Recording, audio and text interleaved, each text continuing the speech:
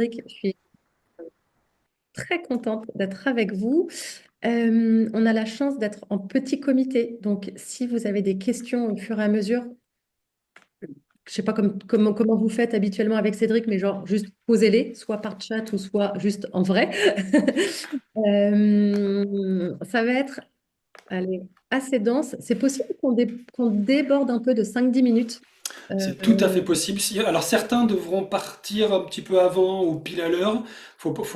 Ceux qui sont dans ce cas-là, vous partez, il n'y a aucun souci, c'est OK, hein. Donc on peut déborder aussi de 5-10 minutes, il n'y a pas de problème, Ouais. Camille.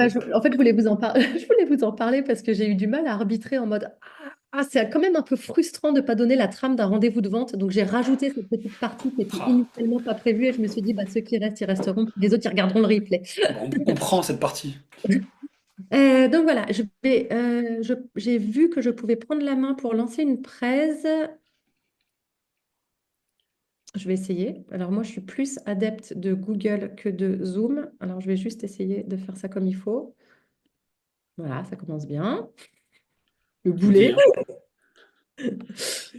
Euh, Ah oui, partager, c'était là. Voilà. Ok, tout va bien.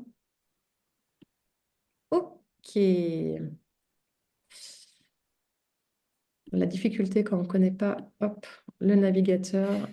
Voilà, et je veux quand même voir vos bouilles quand je vais vous annoncer des techniques en prospection, ça j'aime bien.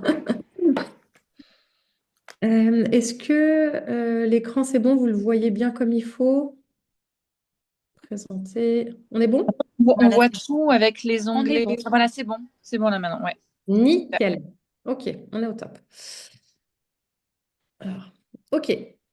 Allez, c'est parti. Au programme, 4 étapes.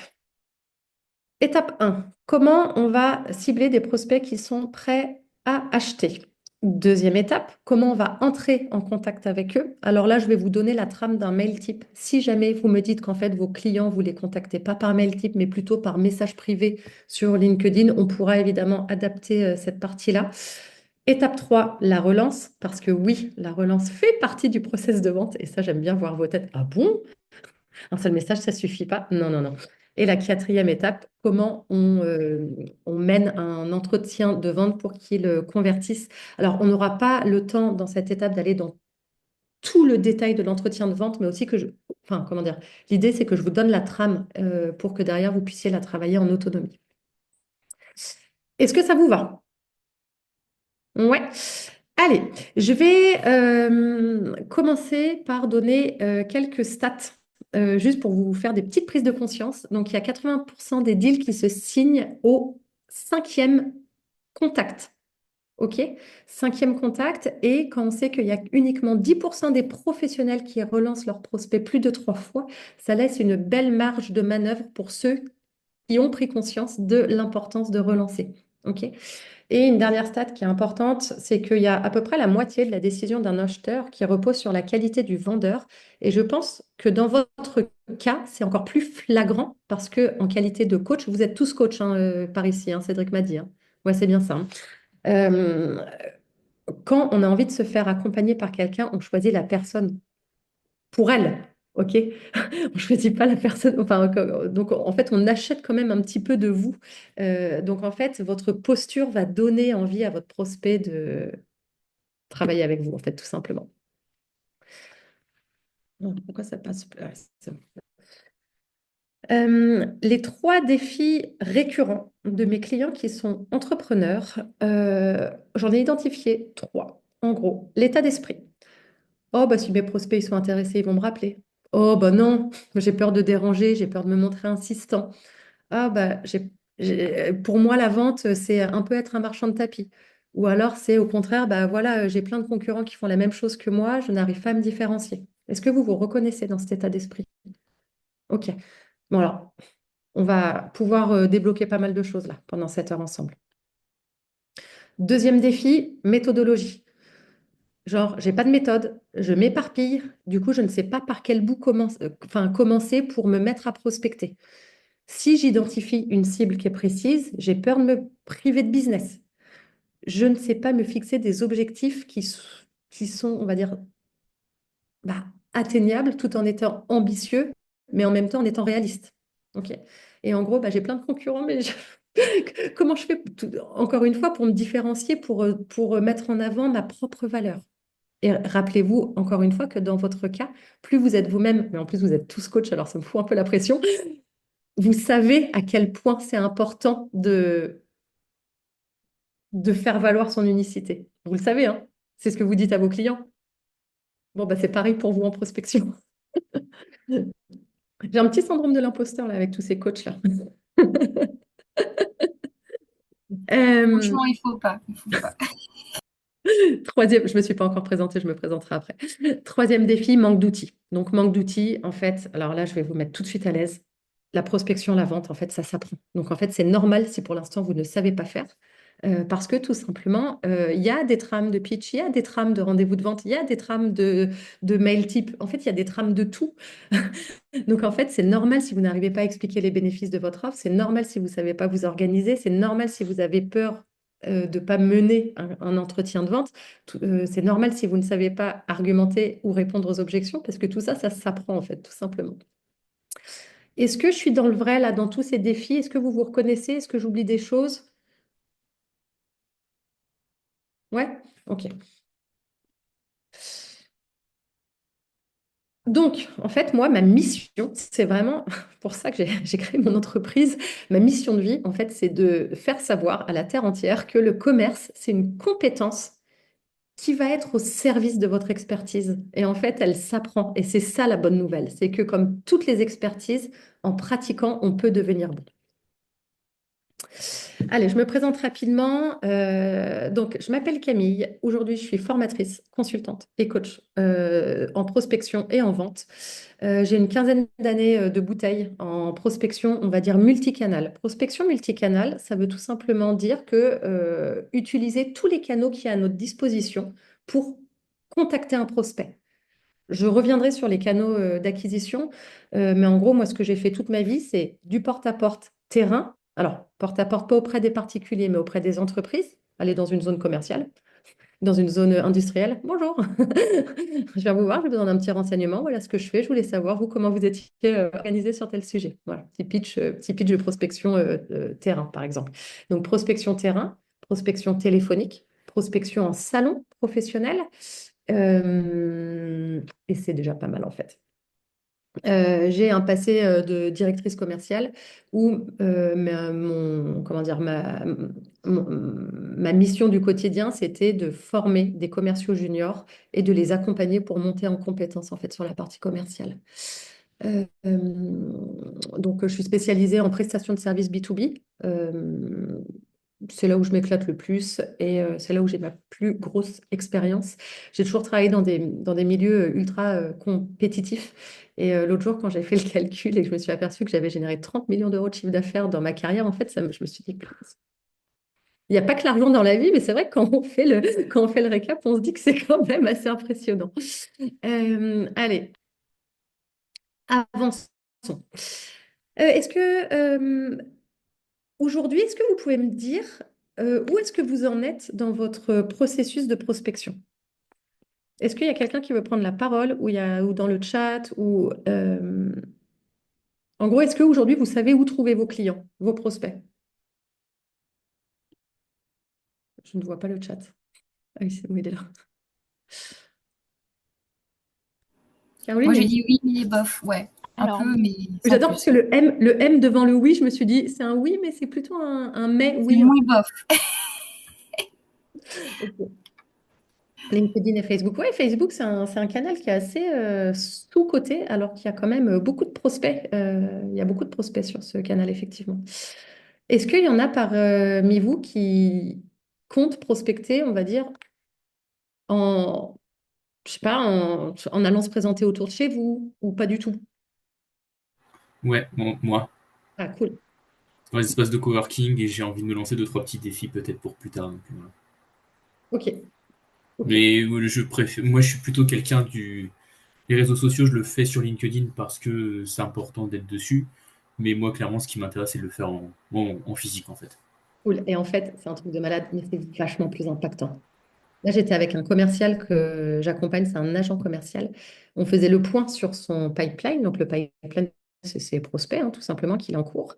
Et en fait, en analysant ça, tous les prospects qui sont prêts à signer, ce sont des prospects qu'il est allé chercher sur le terrain, en mode en porte-à-porte chez des commerçants de quartier. Bon, après tout ça, je vais vous expliquer je vais vous expliquer comment on décide sur quel prospect on met son énergie. Alors, première chose, déjà, il n'y a pas de baguette magique en prospection. Ce qui peut marcher un jour peut s'arrêter de fonctionner le lendemain parce que bah, tout le monde utilise les mêmes techniques de prospection et qu'en fait, les gens finalement se lassent. Donc, ce qui est important, c'est de se réinventer.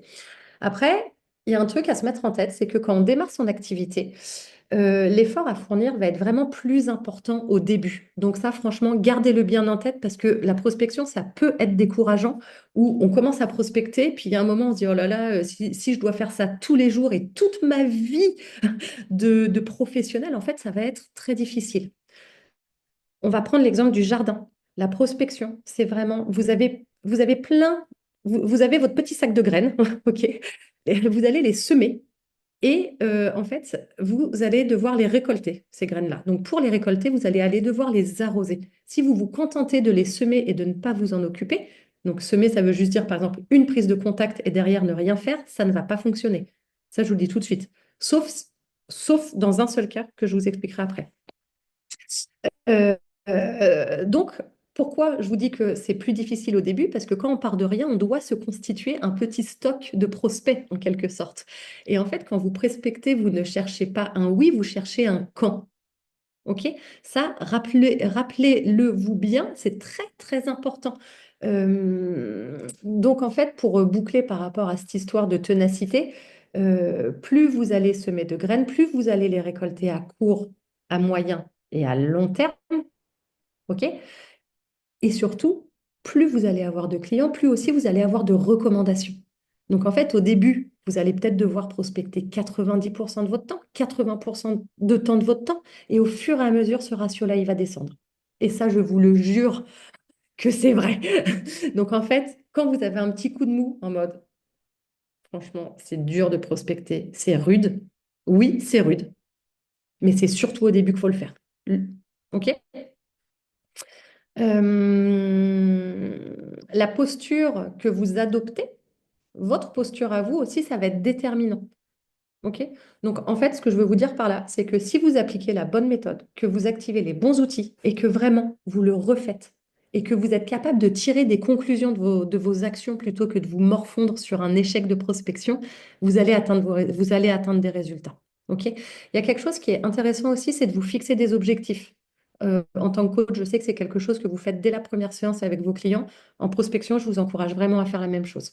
Un objectif fixé, ça peut être euh, caler un créneau de prospection dans votre agenda ou alors comment dire, tout simplement des objectifs qui sont SMART, donc spécifiques, mesurables, atteignables, réalistes et dans le temps. Un exemple d'objectif, je veux un rendez-vous qualifié par semaine. Peu importe comment on s'y prend, on veut ce rendez-vous qualifié par semaine. Donc peut-être qu'au début, il faudra contacter 15 prospects pour avoir un rendez-vous, mais peut-être que demain, vous n'aurez plus besoin que de contacter que 5 prospects. C'est clair ou pas pour ça?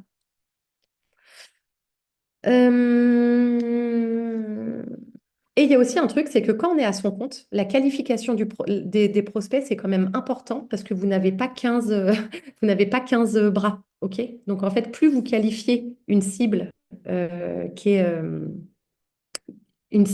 la plus similaire possible, le moins vous allez avoir besoin de démultiplier vos outils. Vous allez pouvoir avoir un mail type, vous allez pouvoir avoir un pitch de réseautage, vous allez pouvoir avoir un pitch de prospection physique pour ceux qui veulent le faire. OK?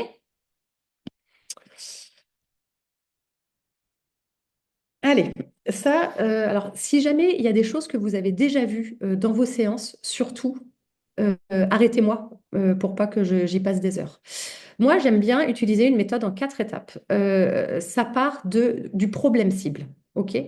Qu'est-ce que je résous? On sait bien que les personnes, elles vont passer à l'action plus rapidement si elles ont un problème qui est dur. Vous connaissez cette problématique dure? Ça vous parle? Vous l'avez déjà travaillé? Oui, oui, oui, c'est c'est vrai qu'il nous en parle déjà quand même bien, je pense. OK. Je sais pas pour vous, mais moi, c'est assez clair, là. Ok, eh ben, je vais passer. Je vais Ben, je passer. veux pas non plus, je sais pas si c'est le pour tout le monde, hein. Non, bah, en gros, l'idée, c'est de se dire qu'un prospect va passer à l'action plus rapidement si, évidemment, il est conscient de son problème. Et en fait, ça veut dire tout simplement trouver la porte d'entrée par laquelle on va prospecter. Admettons que vous êtes coach. Évidemment, en tant que coach, vous savez faire plein de choses. Mais il y a un moment, votre porte d'entrée, ça va être quoi? Est-ce que ça va être de gérer le syndrome de l'imposteur? Est-ce que ça va être d'accompagner des cadres qui sont en, je sais pas, en prise de poste, qui sont en prise de poste?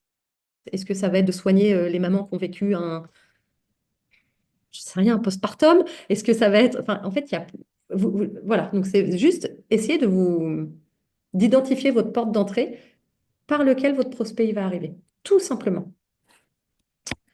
Ensuite, deuxième étape, on va essayer de trouver des points communs à ce problème cible. OK? Donc là, on va essayer de trouver un public. On va essayer de trouver un public. Première des choses à faire, vérifier que la personne, elle a le budget disponible. OK? Si elle n'a pas le budget disponible, mais qu'on a vraiment envie de travailler avec cette personne, on va se dire, bon, bah, OK, elle n'a pas le budget, mais j'ai quand même envie de bosser avec. Donc, quelles sont mes options? Les options, c'est très simple, il n'y en a que deux. Soit on vend du volume, soit on vend de la valeur. Si vous vendez du volume, ça veut dire que vous prenez plus de clients en même temps et que vous vendez moins cher. Potentiellement, vous faites du collectif. Ou alors, vous faites de la valeur. Vous vendez très cher et vous n'avez pas besoin de beaucoup de clients. C'est très simple. Il y a pas 26 000 façons de faire du chiffre d'affaires. Ensuite, par rapport au public, est-ce que vous repérez des indices de passage à l'action? Comment vous les identifiez?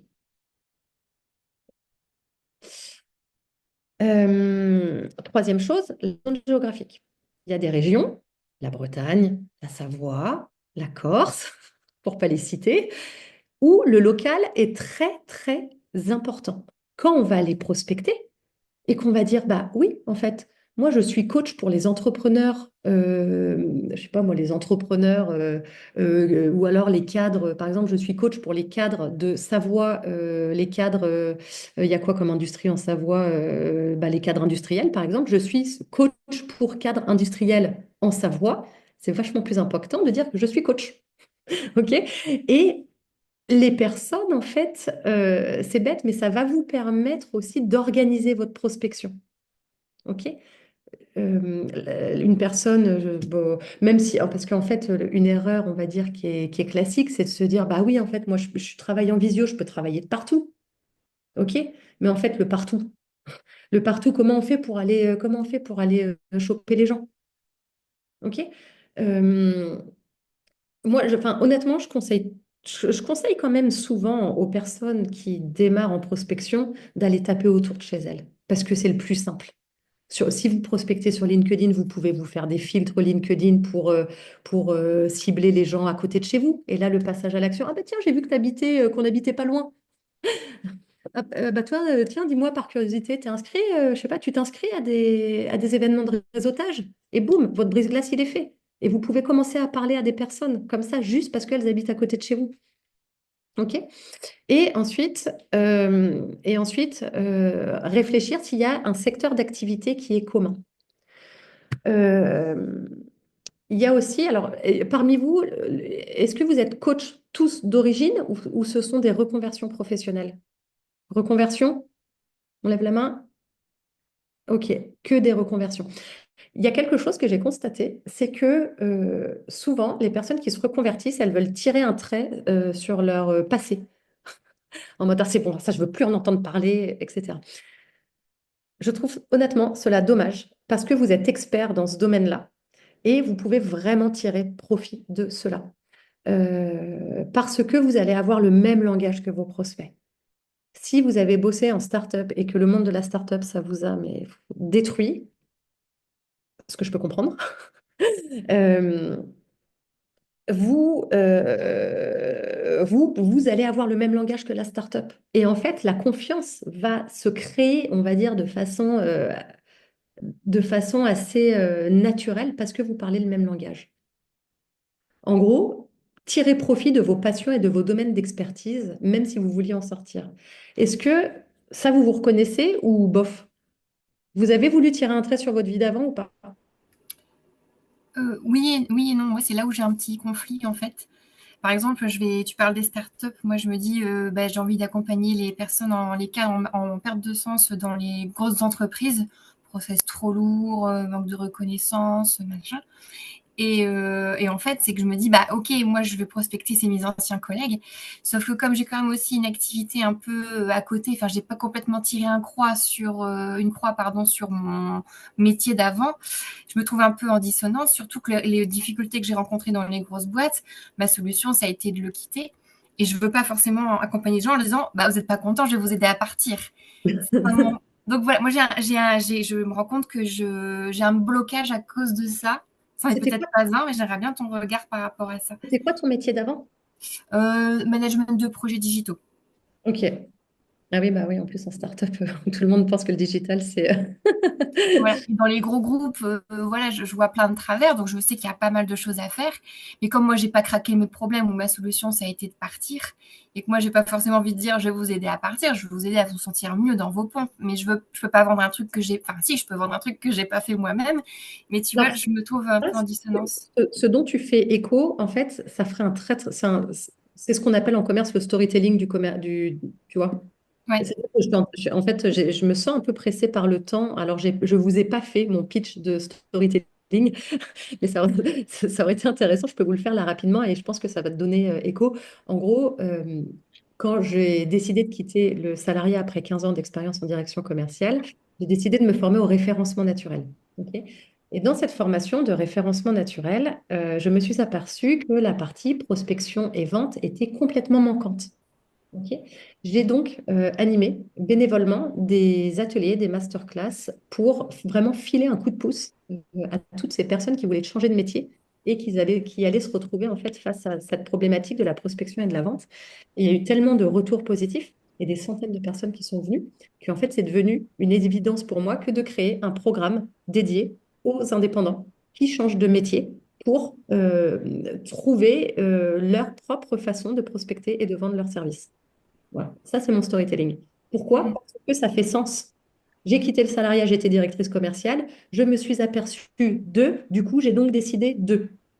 Donc en fait, par rapport à toi, ce storytelling, en fait, il est très simple à expliquer. C'est, ben voilà, j'ai été cadre en management de projets digitaux dans des entreprises. Je me suis aperçue que le rythme était très soutenu, que les cadres n'étaient pas assez accompagnés et que, en fait, avec simplement un petit enfin, comment dire, une prise en considération de ce que les salariés vivaient, on pouvait augmenter drastiquement la productivité.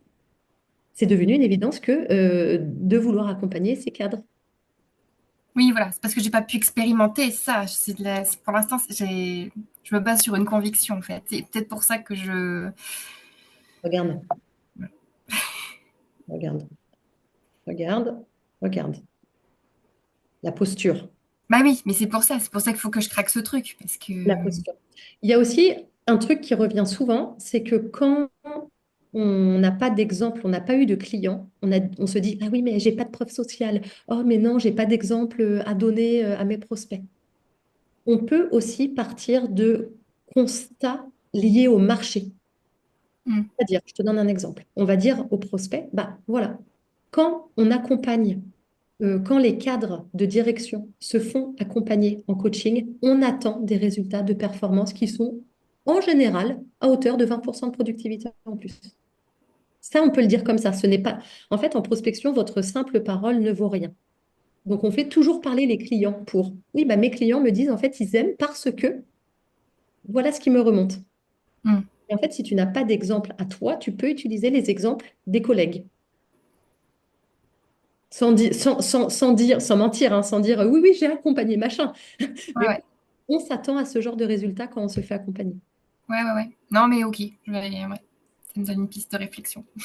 Merci. Allez-y, Elodie, Stéphane ou Laura. Ouais, allez, je vais dire Elodie. Alors, moi, par rapport effectivement au côté expertise du secteur d'activité d'avant, j'étais commercial grand compte. Donc, je vois de quoi tu parles. Ok. Euh, et j'étais formatrice pour adultes et enseignante vacataire de l'Éducation nationale. Et c'est vrai que j'avoue, j'avais envie de faire un trait sur le côté commercial grand compte parce que j'ai pas très bien vécu mes 12 ans en tant que, enfin, la fin surtout en tant que commercial grand compte. Et, euh, et clairement, oui, j'ai voulu faire un trait sur cette expérience parce que aujourd'hui, alors la prospection, j'en ai fait énormément. Je gérais 11 millions d'euros chaque année. Donc pour le coup, ouais, je sais. Mais j'ai un peu voulu enterrer ça parce que j'ai failli finir en burn-out. Et pour le coup, aujourd'hui, moi, la problématique que j'ai sur la prospection, c'est le côté brise-glace. J'arrive pas. Alors, vu que je suis à l'autre bout du monde, je prospecte essentiellement en ligne, principalement sur LinkedIn, et je commence un peu sur Insta. Mais c'est ce côté brise-glace que j'arrive pas à mettre en Ouais. place. Après, une fois que la glace est brisée, c'est bon. Une fois que j'ai les gens au téléphone, qu'on échange, là, le discours, la posture, pas de problème. Mais c'est ce côté brise-glace enfin voilà, que j'arrive pas vraiment à. Le brise-glace, si tu veux bien, on y reviendra après. Ouais, ok. Euh, Ouais, on y reviendra après. Juste un élément de réponse. Un brise-glace, ça veut tout simplement dire trouver des points communs avec ton prospect. Ouais. Trouver Alors quelque... j'essaye. Mais j'avoue, j'essaye. J'ai essayé au moins 5 ou 6 messages différents. On va y Et revenir, ouais, on va y revenir après. ouais, ok. Quand on passera au côté, ouais, vraiment le message. Ouais, vas-y Stéphane ou Laura. Allez Stéphane, je vous prends dans l'ordre. Juste, on prononce Stéphane et pas Stéphane. Ok, pas de soucis. Merci. Moi, je voulais revenir sur le point de motivation dont tu parlais. Comment tu peux savoir justement que les prospects sont motivés à passer à l'action? Ça m'intéresse parce que Oui. la personne peut dire oui, oui, mais dans les faits, elle peut faire complètement l'inverse, quoi. Alors, les indices, en fait, il faut vous donner, en fait, comment dire, il faut bien connaître votre persona. Hmm. Donc, si toi, ton persona, par exemple, toi, tu m'as dit que tu visais plus ouais, le porte-à-porte.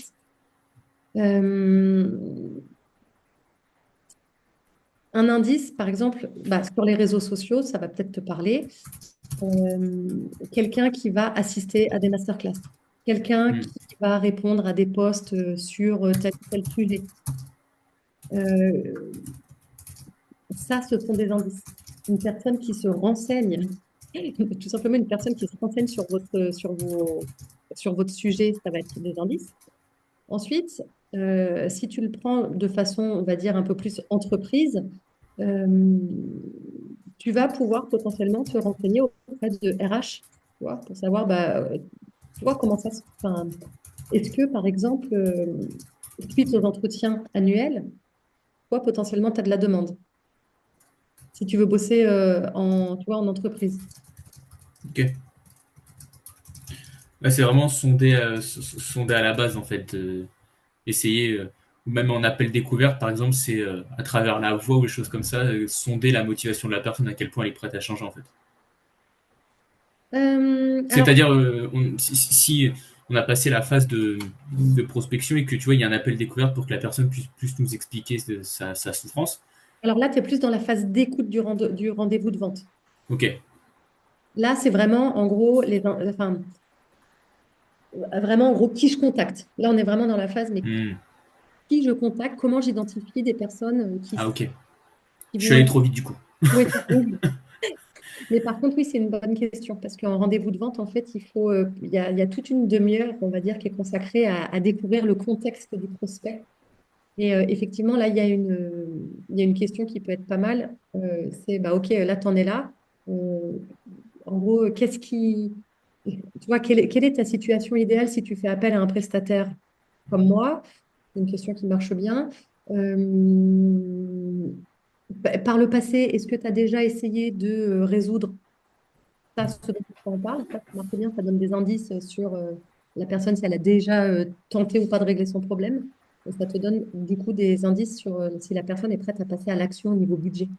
Parce que si elle Hmm. l'a déjà fait par le passé, automatiquement, elle connaît le prix. Ok.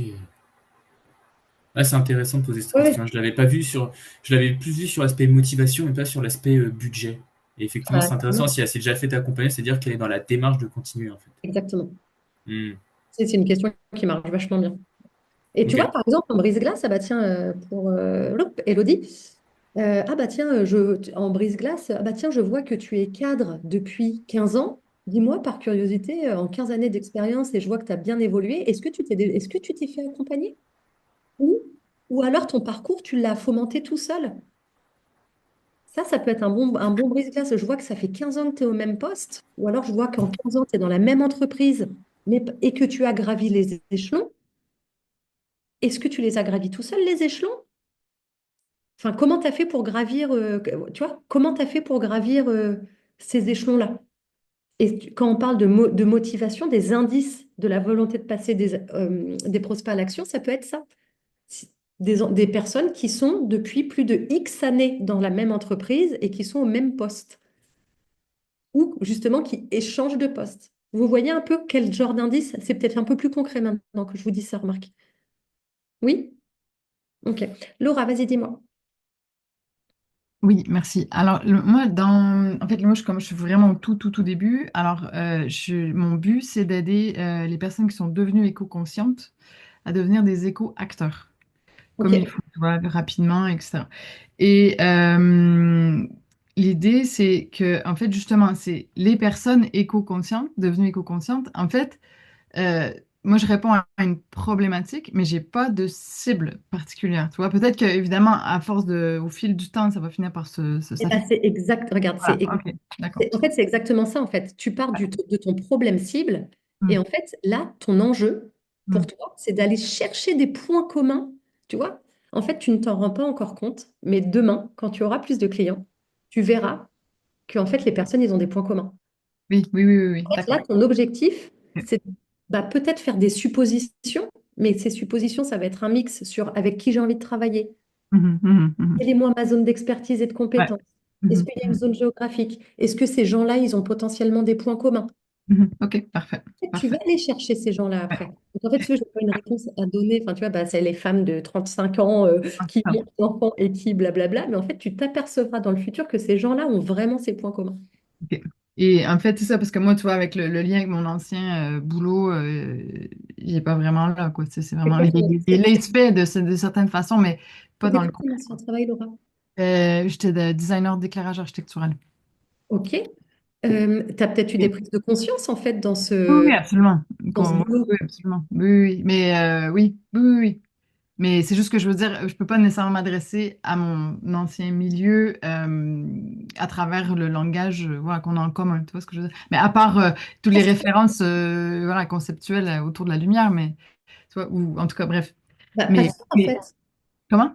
Pas sûr, en fait. Tu as peut-être des acteurs dans la lumière qui Oui, voient. oui, c'est ça. Voilà. Oui, c'est ça. Oui, absolument. Non, mais je ne veux pas tous les écarter. Je ne veux pas écarter mon passé non plus. Je fais des liens, même sur mon premier post LinkedIn que j'ai fait aujourd'hui. Mais, tada. Qui passent à Mais l'action. voilà. Mais ok, c'est bon. Mais super. Ouais, c'est bon. Tu as répondu très bien à ma question. Merci. Ensuite, une fois qu'on a identifié notre problème cible, qu'on a identifié notre public cible, là, on se dit, OK, où est-ce qu'on va aller les chercher, ces gens-là? OK? Donc, troisième étape, on va aller chercher notre canal d'acquisition. Alors, les canaux d'acquisition, il n'y en a pas 10 000. OK? Ils sont là. Je vous les ai tous notés là. Alors, attendez, est-ce que j'ai trop d'onglets là, les petits onglets là du chat? Voilà. Ils sont tous là. Donc, il y a le réseautage physique, il y a le téléphone, il y a le fait d'envoyer des emails, il y a le porte-à-porte, il y a les réseaux sociaux, il y a l'influence, il y a l'affiliation, il y a le référencement naturel, il y a la publicité payante. Il n'y en a pas d'autres. OK? Donc, en fait, là, le message, c'est de se dire, bah, OK, je vois qu'il y a ça, maintenant, je vais faire mon marché en toute connaissance de cause.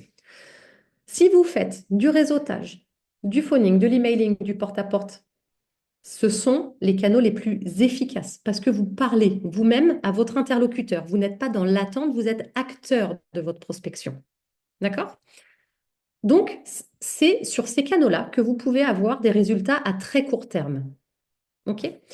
Ensuite, à moyen terme, on va pouvoir, par exemple, si vous publiez régulièrement sur LinkedIn, vous n'aurez pas de résultats immédiats. En revanche, dans 6 mois, oui, vous allez commencer à avoir des résultats. Si vous avez un site internet et que vous avez un blog, c'est pareil, vous faites du référencement naturel. Et si vous le géolocalisez, vous n'allez pas avoir des résultats immédiats, mais potentiellement que dans 3 mois, 4 mois, vous allez commencer à en avoir. OK? Donc en fait, c'est d'être conscient sur ces canaux d'acquisition qu'il y en a qui vont être, on va dire, très efficaces à court terme et d'autres à moyen terme. Donc moi, ce que je vous conseille, c'est d'en choisir deux. D'en choisir un par rapport à la prospection qui va être directe, où vous êtes vraiment acteur, et d'en choisir un deuxième qui va être une vision un peu plus moyen terme. Sachez qu'en B2B, donc si vous voulez travailler, par exemple, être référencé dans des entreprises, les décisions se prennent plus lentement. OK? Contrairement, 1, 2, 3, ah oui, pour ceux qui ne connaissent pas, B2B, c'est business to business, donc vraiment entreprise à entreprise, et B2C, business to customers. Ça veut dire que vous allez vraiment parler à vos clients finaux, pardon. Euh, Vous, ce que vous faites, on pourrait avoir tendance à croire que c'est du B2B si vous voulez travailler en entreprise. Mais en tant que coach, la personne qui vous choisit réellement, c'est le particulier finalement. C'est la personne qui va bénéficier de la prestation. Oui ou non? Je me trompe ou pas? Non, dites-moi, hein, parce que c'est important sur la suite de ce que je vais vous dire. Ça peut dépendre si tu veux travailler en entreprise et que tu dois passer par un mandataire, tu sais, une RH qui te sollicite pour un Oui, manager qui veut te coacher. Mais oui, dans ces cas-là, effectivement, c'est plus B2B. Sinon, c'est B2C, t'as raison. ok, très clair. Donc ça veut dire aussi, en partant de ce constat-là, on sait que si vous allez bosser avec la RH, une fois que vous aurez le pied dans l'entreprise, vous allez y être et ça va être très difficile de vous déloger par la suite. Donc en fait, c'est des prospections qui sont intéressantes sur le moyen et le long terme, mais qui vont pas forcément se décanter tout de suite. Vous allez devoir les travailler, ces prospects, parce qu'ils mettent un peu plus de temps à se décider. Ah, puis les OPCO, oh, puis je sais pas quoi, puis il faut que ça passe en codir, et puis il faut que je sais pas quoi, puis il y a déjà quelqu'un en place, mais en fait, machin, il aime pas mes bidules, gna gna gna. Donc, comment on va faire en fait pour réussir à trouver sa place là-dedans? OK? Donc, ça, c'est la stratégie B2B. On sait que ça va prendre un peu plus de temps. Donc, vous pouvez vous dire, OK, moi, j'ai ma cible du cadre, pourquoi pas, du cadre dirigeant, ou du cadre qui va prendre une nouvelle fonction, mais j'ai aussi ma cible RH. OK? Je vais vous dire quelque chose qui est intéressant. Une cible égale un canal. Une cible égale un canal. Par exemple, LinkedIn, si vous voulez aller choper des RH sur LinkedIn, vous pouvez orienter votre calendrier éditorial, votre calendrier de contenu sur cette cible de RH. Donc là, il va falloir parler comme les RH. OK? Et par exemple, les entrepreneurs, enfin les cadres en eux-mêmes, enfin vos clients finaux, bah, potentiellement, vous allez les chercher bah, sur Insta ou alors en message privé sur LinkedIn, par exemple. Pourquoi pas? OK? Ce que je veux vous dire par là, c'est que quand vous décidez de mettre de l'énergie sur un canal, il faut vous concentrer sur la même cible, parce que sinon, la personne en face, elle ne comprend plus rien. Si un coup vous parlez au RH sur votre LinkedIn, puis que derrière vous parlez au cadre, et que derrière vous reparlez au RH, il n'y a pas de cohérence. Et tout ça pour vous dire que quand vous parlez, bah, par exemple, au RH, la personne, elle va voir productivité, qualité de vie au travail, elle va voir des KPI qui sont très RH. Le B2C, enfin le client final, il va faire appel à vous, mais parce que bah, il vous aime bien, parce qu'il a confiance en votre capacité à l'emmener de là où il en est à sa situation désirée future. OK? Et, euh, et voilà, tout simplement. Est-ce que c'est clair ou pas, cette histoire de canal d'acquisition? Ce matin, j'étais avec mes clients et j'ai une cliente qui fait du marketing qui me dit, oh, Camille, vraiment, le mail type, j'ai pas envie de l'envoyer, j'ai pas envie de le travailler, je suis pas à l'aise. Et je lui ai redit, Christine, dans quoi tu es à l'aise? Elle me dit, bah moi, je m'aperçois vraiment le réseautage, c'est là où je prends le plus de plaisir et en plus, c'est là où je trouve mes clients. Bah, Christine, À ton avis, du coup, qu'est-ce qu'on fait? Est-ce qu'on va s'embêter à aller envoyer des mails types, d'aller faire quelque chose que tu n'aimes pas ou tu n'as pas de résultat parce que tu as l'impression qu'il faut le faire? Ou alors non, justement, tu identifies que tu trouves des clients en réseautage et en plus tu trouves plaisant de le faire, et bah, peaufine ton pitch, travaille-le encore et encore, et inscris-toi à plus d'événements de réseautage. Point, fin de l'histoire. Donc en fait, la prospection, il n'y a pas de bonne ou de mauvaise méthode. Enfin, si, évidemment, alors il y a beaucoup de mauvaises méthodes parce que ce que je vois passer sur LinkedIn avec les conseils à 2 balles, j'en ai encore vu un ce matin, ça m'énerve. Enfin bon, bref. Non, ça c'était mon petit coup de gueule à moi, désolé. En gros, ce que je veux dire par là, c'est trouver la méthode qui vous plaît à vous et investissez dessus. Investissez dessus en temps pour peaufiner votre méthode et en énergie, parce que si c'est là où vous avez les résultats et que vous vous éclatez, ça va peut-être pas marcher du premier coup, mais c'est la répétition qui fait que ça marchera. Je vous donne un exemple. En réseautage professionnel, les recommandations, en général, ça commence à tomber entre 6 mois et 1 an. Pourquoi? Parce que c'est la régularité. Les personnes, elles vous voient, elles ont confiance. À force de sympathiser, bah, il y a quelque chose qui se crée. Donc, un des premiers conseils que je peux donner, si vous êtes à l'aise avec le réseautage, n'attendez pas, juste allez-y. Parce que vous allez vous créer un réseau professionnel. D'accord? Allez, quatrième étape, être au clair sur votre processus de vente. Pourquoi c'est important ça? Parce que quand vous êtes au clair sur les étapes par lesquelles vont passer votre prospect, plus vous allez être capable de lui expliquer clairement. Je vous explique. Par exemple, admettons que vous avez un prospect. Vous allez dire, bah, écoutez, moi, ce que je vous propose, c'est qu'on cale un rendez-vous, qu'on en discute. OK, donc là, vous êtes dans la phase rendez-vous. Ensuite, là, je vous ai mis un schéma qui est ce genre de schéma. Peut-être pour vous, ce ne sera pas, en tant que coach, ce ne sera pas tout à fait ça. En fait, je suis en train de me dire en le voyant. C'est plutôt prospect, rendez-vous. Vous faites des devis, vous faites comment? Les gens, ils vous payent comment? Au mois, à la séance? Je pense que ça dépend en fait. Ça dépend vraiment des formules qu'on a des offres. OK.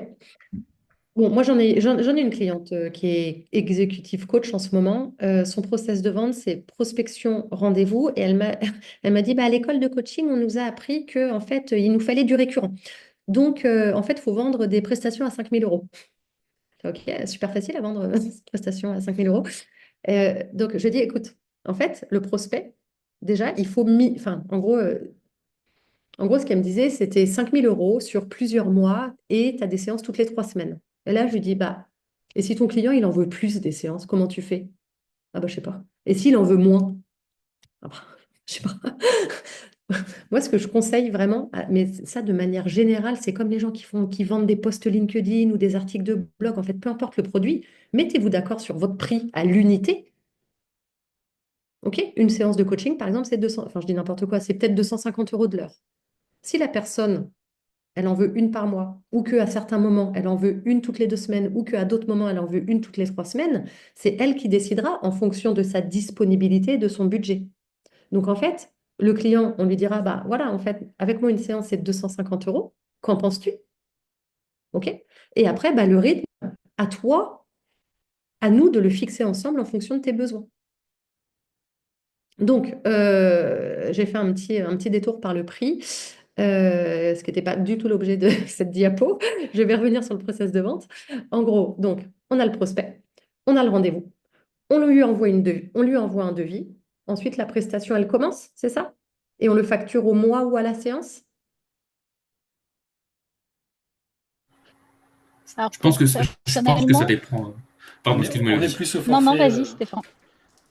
Ouais, on Ouais, est parce que davantage au forfait, ouais. un forfait. Alors, moi, par On est exemple, je sur suis du sur high un ticket. forfait de 12 séances, en fait. OK. Voilà. Et en fait, après, c'est payable en une fois ou deux en fonction, voilà, enfin, pour moi, pour ma part, toujours. OK. Ok, je vois, on ne vend pas la séance justement.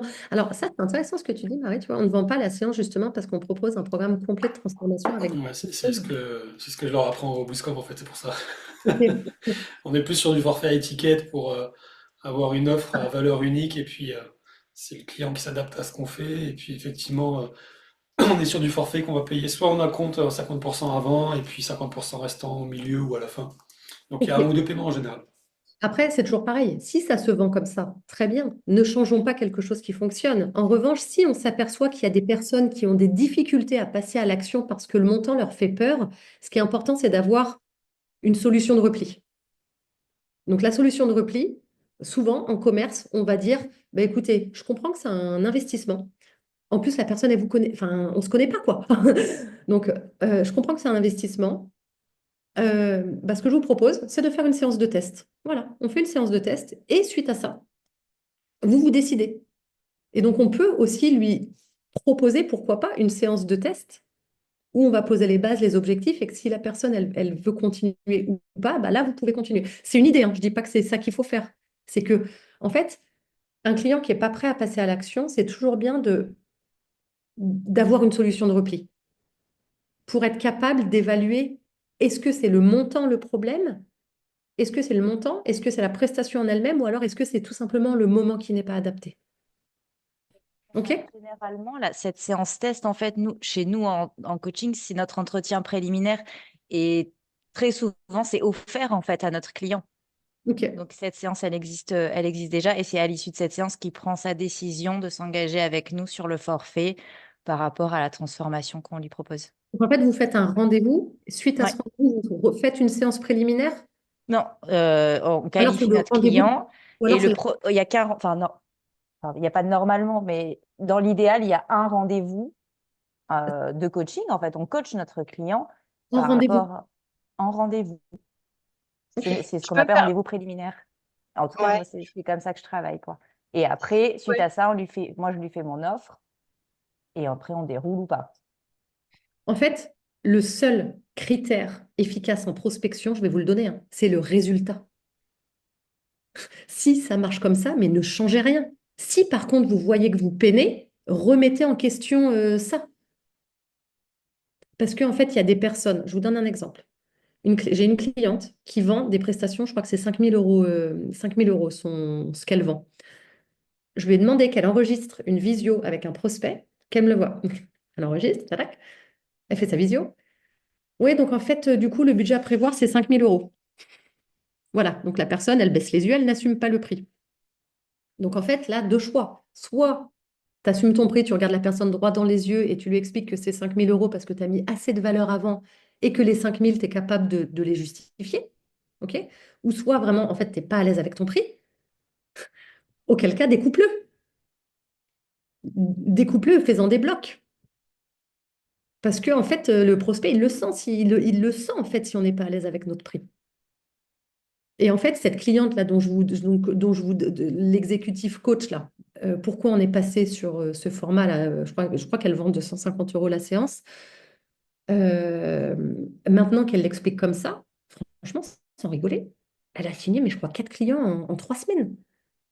Et en plus, alors qu'elle n'avait pas spécialement semé énormément de graines, mais parce qu'elle était plus à l'aise avec le fait comment dire, de l'amener comme ça, et que en fait, et puis finalement, bah, elle facture au mois, en fonction du nombre de séances que le client lui a pris.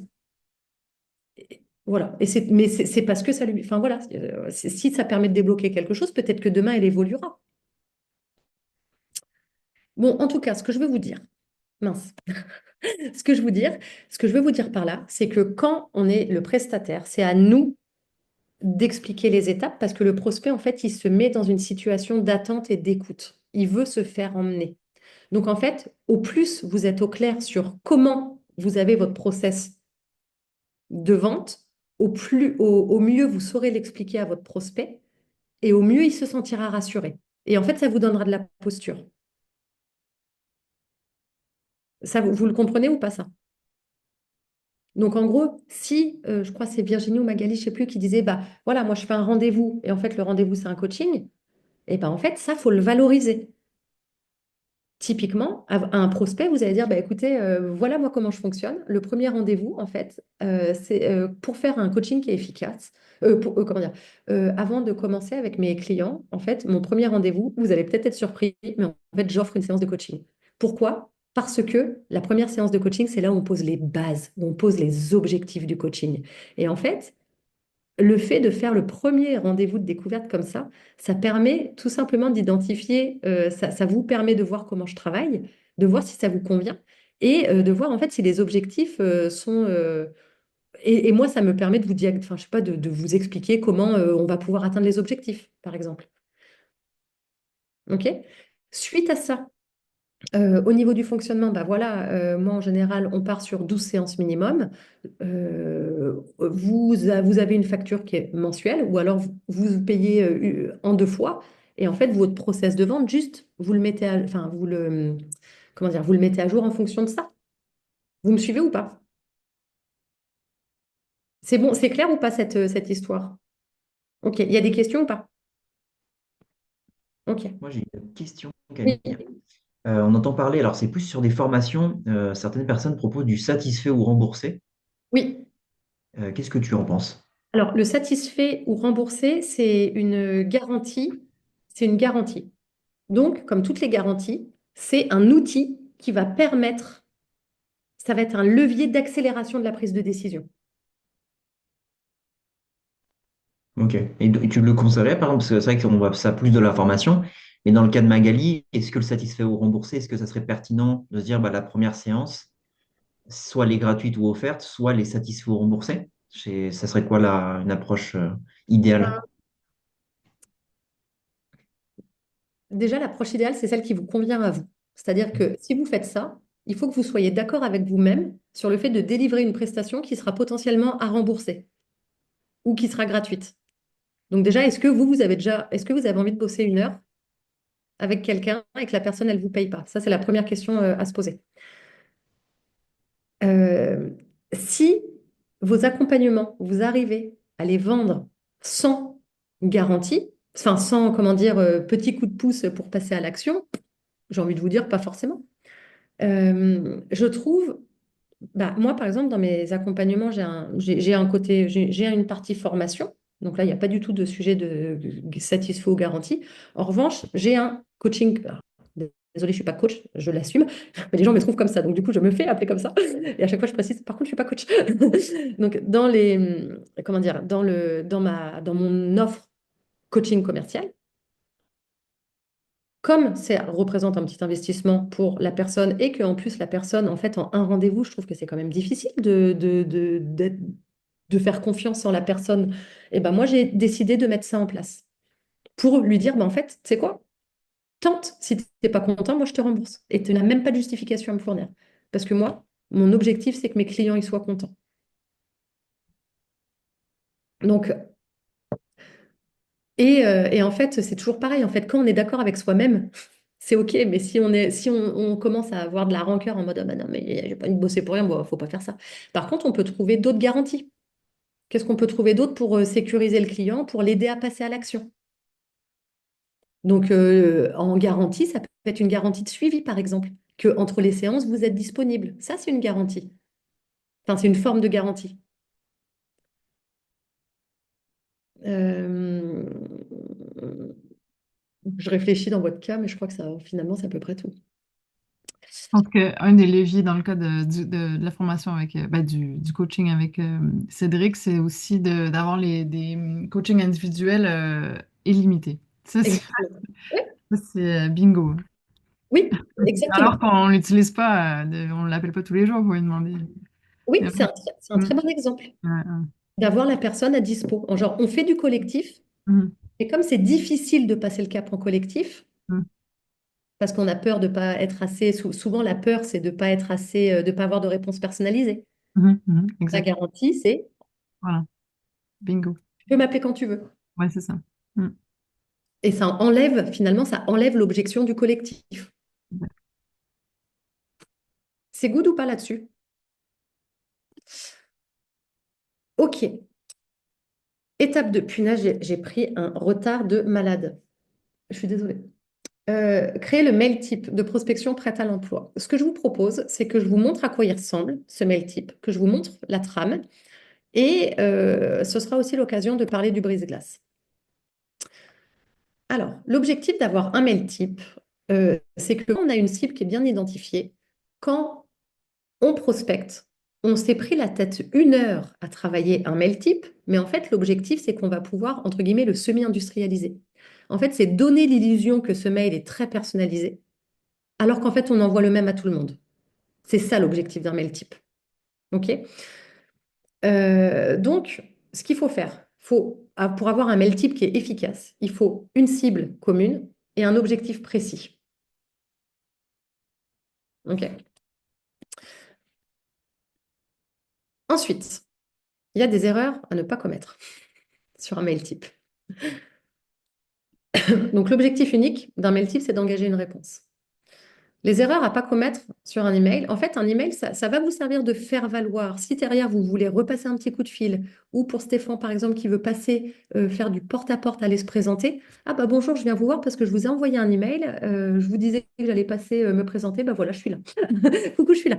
Et en fait, ça sert, on va dire, de coup de pouce, en fait, de se sentir un peu légitime pour faire la démarche qu'on va faire ensuite. Donc, les erreurs. Écrire un objet qui ressemble à de la prospection, du type proposition de rendez-vous, proposition de coaching. Non, ça, on n'en veut pas. Ne pas personnaliser, grosse erreur. Je vais vous expliquer ensuite comment un mail type, on peut le personnaliser en moins de 5 minutes, en fait.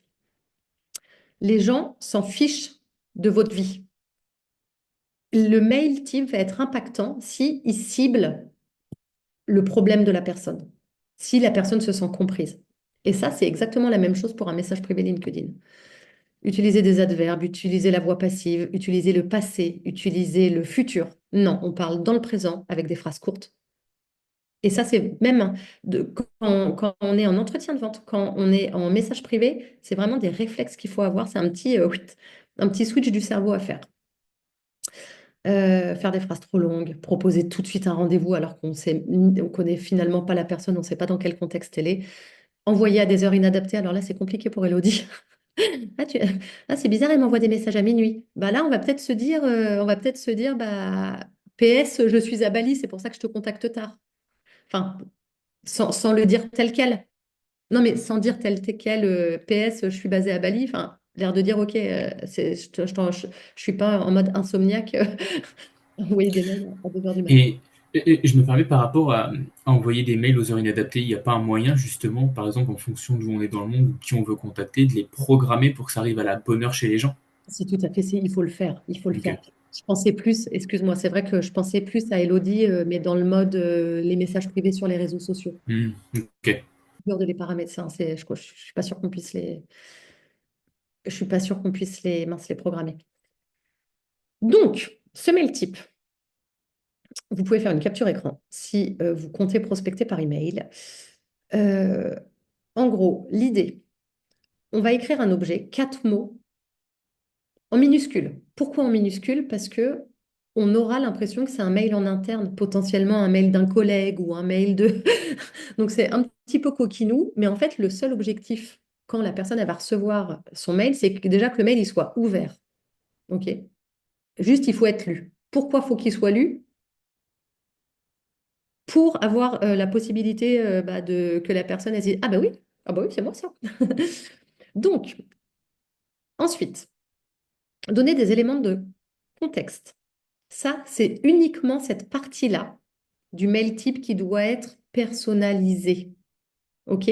Donc, en fait, la personnalisation d'un mail type, ça doit vous prendre maximum 5 minutes.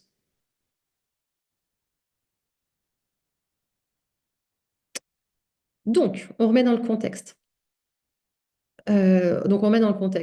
Typiquement, vous avez, je sais pas, je sais pas, qu'est-ce qu'on peut leur dire si on veut contacte les RH d'une boîte, je sais pas, j'ai vu que vous embauchez massivement en ce moment, lié à blablabla. En gros, l'idée, c'est que le prospect, il sente que vous le contactez lui en particulier pour une bonne raison.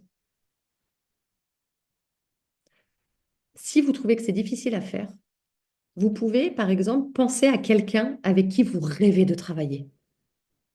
OK? Et cette personne avec qui vous rêvez, par exemple, la personne que vous rêvez de coacher, là, vous allez vous montrer ingénieux parce que vous rêvez de bosser avec elle, justement. Donc, vous pouvez utiliser cette petite technique en mode, OK, cette personne, si je rêve de travailler avec elle, qu'est-ce que je vais lui dire? Ah bah, j'ai vu que tu étais présent, blablabla. Oh, j'ai vu que tu avais fait une intervention, j'ai vu que tu avais fait une intervention dans, je sais pas, chez telle personne.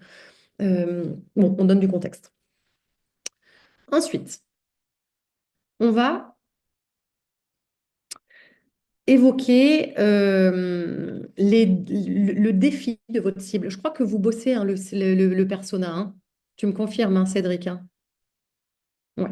Donc, en fait, votre persona, si vous le travaillez, vous connaissez forcément ses problèmes, ses défis. Donc, c'est là vous allez en parler. Et vous allez expliquer, en gros, si la personne, elle reste dans cette situation, qu'est-ce que ça va entraîner. Ensuite, on peut s'appuyer sur un exemple. On n'est pas obligé de le faire, mais on peut s'appuyer sur on peut s'appuyer sur un exemple. Les exemples à donner, il faut qu'ils aient au moins un point commun. Donc, la cible en commun, soit le même défi ou soit le même secteur d'activité. Typiquement, si vous travaillez avec des cadres d'une PME industrielle, vous allez reprendre l'exemple d'un coaché que vous avez eu dans une entreprise PME industrielle. OK? Si ce n'est pas le même secteur d'activité, vous pouvez partir du même défi. Un problème de posture, par exemple, un problème de posture managérielle. Vous pouvez vous pouvez utiliser cet exemple. Ah bah, en fait, je vous contacte parce que j'ai vu que vous recrutez et justement, de mon côté, j'ai accompagné récemment, enfin, je suis en train d'accompagner une personne qui a appris un poste à enjeu chez telle entreprise. Euh, Vous pouvez citer hein, des noms d'entreprises, hein, ce n'est pas interdit, sans citer la personne, mais citer l'entreprise, parce que ça donne de la crédibilité. Euh, Qu'est-ce que je veux dire?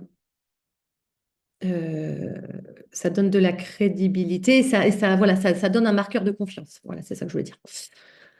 Et ensuite, dans le mail type, vous allez pouvoir poser une question qui est facile à répondre. Donc, exemple de question facile à répondre.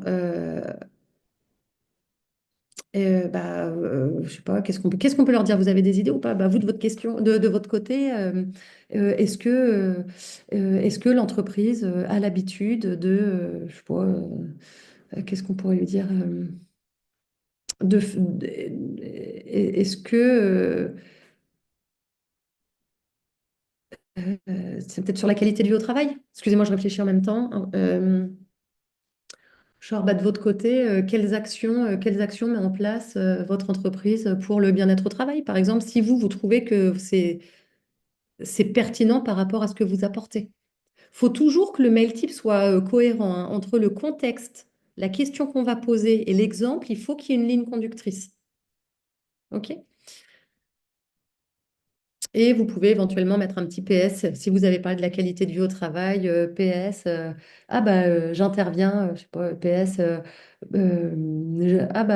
c'est bientôt la semaine de la qualité de vie au travail, telle entreprise qui est basée à côté de chez vous, tiens, fais ça. Et vous, avez-vous pensé, enfin, bon, on essaie d'être créatif en fait. Bon, désolé, là, j'arrive pas trop à être concret parce que j'essaie de vous mettre dans le bain, mais est-ce que vous avez des questions ou est-ce que c'est clair ou bof? Si c'est pas clair, dites-le moi, hein.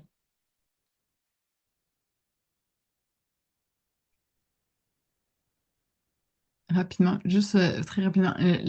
En fait, c'est comme, il y a comme une, ouais, très rapidement. Il faut que je formule ma question. Moi, je pense qu'il y a un type de... Parce que souvent, on le voit, en fait, que c'est pas c'est personnalisé, mais c'est industrialisé. Je veux dire, donc, ça sent le fake un peu.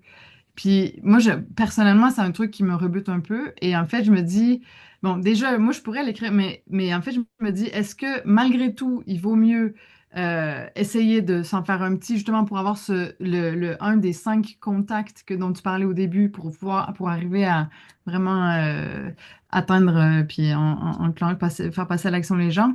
Ou est-ce que tu penses que, puis justement aussi légitimer, donner le coup de pouce dont tu parlais tout à l'heure? pour légitimer les actions qu'on va poser après auprès du prospect?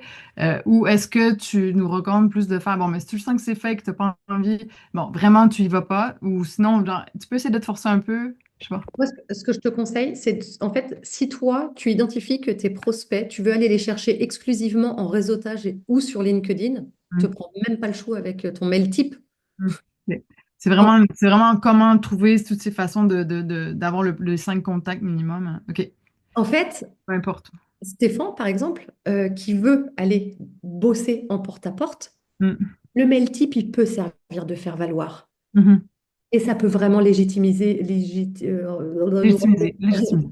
une prise de contact. En fait, c'est plus facile pour nous. Ouais, c'est ça. OK. Et parce qu'on va pouvoir dire, Parfaitement. Ouais, c'est clair. on va pouvoir dire ah bah bonjour, en fait, j'étais en lien avec la RH par mail et du coup, bah, Ouais. je venais on va pouvoir dire, par exemple, je venais vous déposer une plaquette. Alors, Ouais, évidemment, ouais. déposer la plaquette, mais du coup, est-ce que cette personne est là? Mhm, Vous pouvez me mhm, la chercher rapidement? mhm. Euh, ou alors, par exemple, si on veut coacher le dirigeant de TPE, on va pouvoir. On a très peu de chance d'être lu. Enfin, ouais, on a peu de chance d'être lu sur un dirigeant de TPE. Ah bah bonjour, bah, voilà, je vous appelle par rapport au dernier mail type que au dernier mail que je vous ai envoyé. Ouais. Par rapport au dernier mail que je vous ai envoyé. Ah bah non, je l'ai pas lu. Bah oui, bah merci, on le sait. Euh, Bah en gros, voilà ce que ça disait. En fait, Mhm, je, je- mhm. Ouais, je- ouais, c'est l'objet ça. de Oui, mon oui, je mail, comprends. C'est l'objet clair. de mon mail, c'était de vous dire que j'allais passer me présenter parce que j'ai lancé mon activité de coaching de dirigeant dans la région. Mhm. Parfait. Good. Et là, ça fonctionne. Ouais, ouais, ouais, ouais, ouais. Euh, J'ai juste une petite question, oui, Camille. Quand tu te déplaces comme ça, tu prends rendez-vous et tu y vas comme ça? une prospection, ça se prépare, hein. Non, parce que moi, j'ai travaillé longtemps dans les achats et quand on avait des commerciaux qui se déplaçaient sans prendre de rendez-vous, même si en amont, ils avaient envoyé un mail, coucou, je propose ça, s'il n'y avait pas de prise de rendez-vous, c'était merci, au revoir, j'ai pas le temps. Une prospection, ça se prépare. Donc, en fait, quand un commercial va identifier des prospects dans une zone, en général, il va essayer de décrocher un ou deux rendez-vous dans cette zone. Ok, Et ensuite, il va tourner autour. ok, Parce que quitte à être dans le coin, bah, en fait, tu vas te présenter autour de tout le monde. Donc, en fait, ah bah, bonjour, je viens vous voir, j'ai un petit, enfin, voilà, j'ai besoin d'un petit renseignement. J'étais justement dans l'entreprise à côté. L'air de dire, eux, ils bossent avec moi, t'as vu?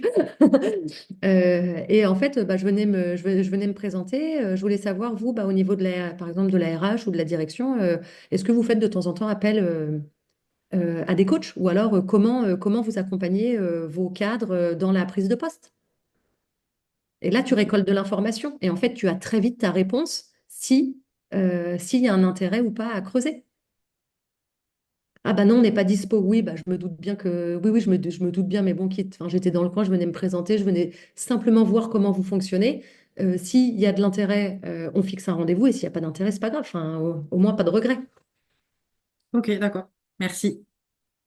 C'est clair ou pas? Ça vous aide ou pas cette histoire-là? Cette trame-là, vous ne pouvez pas réutiliser cette même trame mais sur les réseaux sociaux parce que c'est trop long. Sur les réseaux sociaux, justement, si on parle de brise-glace, on va plus être à trouver.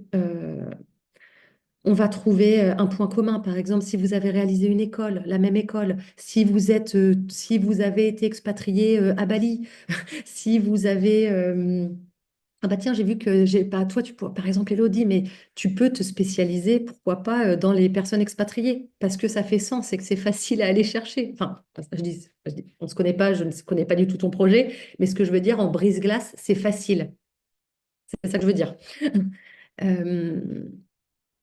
Euh, en brise-glace, en fait, c'est tout simplement. J'avais fait un post LinkedIn qui avait été, qui avait pas mal marché. En gros, c'est imaginez, vous vous rendez à un dîner et vous rencontrez du monde, vous n'allez pas dire hey, salut, moi je suis coach, qui veut un coaching? Non. Par contre, vous êtes au dîner, ah bah tiens, toi tu fais quoi dans la vie? Ah, tu fais ça, ah ok. Et là, mais c'est quoi le réflexe? On est à un dîner, on ne connaît personne. Ah, tu travailles dans telle entreprise? Qu'est-ce qu'on va essayer de faire naturellement? De récolter de l'information.